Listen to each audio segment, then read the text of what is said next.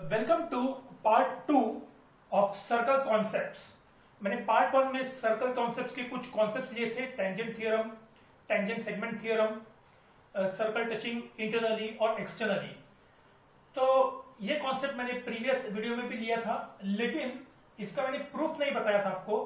तो मैं आज मैं स्टार्टिंग में इसका प्रूफ लेने वाला हूं। इसमें और भी बहुत सारे कॉन्सेप्ट्स होंगे, लेकिन ये थ्योरम मैं इसके लिए ले रहा हूं बिकॉज ये बहुत इंपॉर्टेंट है, आपको ये एग्जाम में आ सकता है।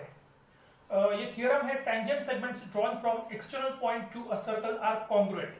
दैट मींस ये एक सर्कल है जिसका सेंटर ए है और एक्सटर्नल पॉइंट डी है।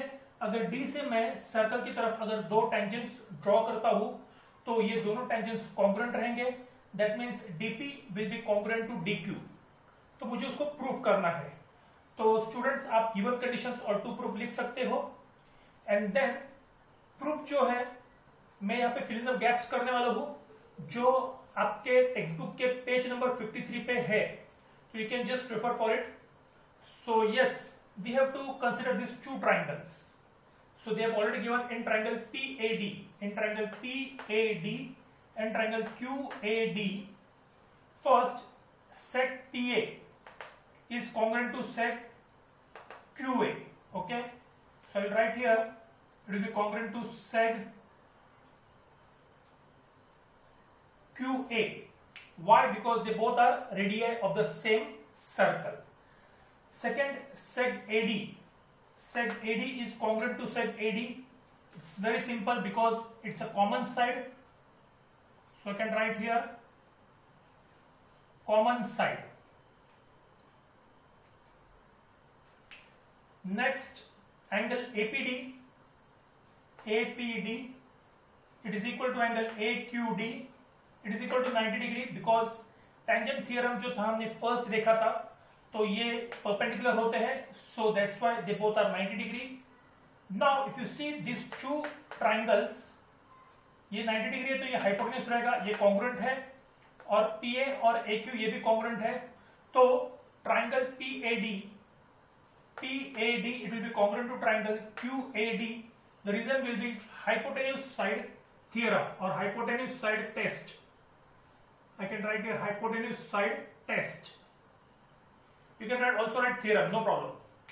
So therefore, मुझे प्रूफ क्या करना था? dp is congruent to dq.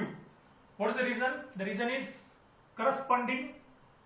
corresponding sides of congruent triangles. You can write the shortcut CSCT. Now we are taking central angle property.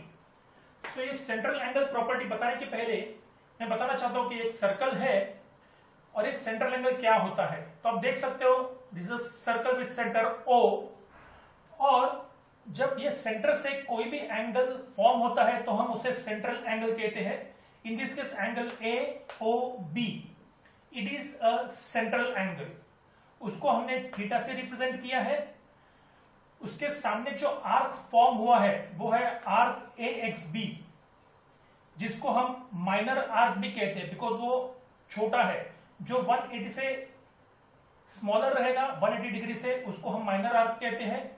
और ये जो दूसरा आर्क है arc AYB, that is called the major arc. Now what does this central angle property states? Just see here, in this case जो central angle form होता है, in this case major angle AOB जो theta है, वो जितना भी angle रहेगा उतना ही मेजर आर्क AXB जो उसके सामने वाला आर्क है उसका मेजर भी उतना ही रहेगा। लेट्स से अगर ये थीटा या सेंट्रल एंगल 60 डिग्री है तो AXB भी कितना रहेगा? मेजर आर्क AXB भी 60 डिग्री रहेगा। That is what central angle property states. अच्छा, मेजर आर्क AXB अगर 60 डिग्री है और मुझे मेजर आर्क AY भी फाइंड आउट करना है तो मैं वो भी फाइंड आउट कर सकता हूं। पूरा सर्कल का जो मेजर होता है वो 360 डिग्री होता है।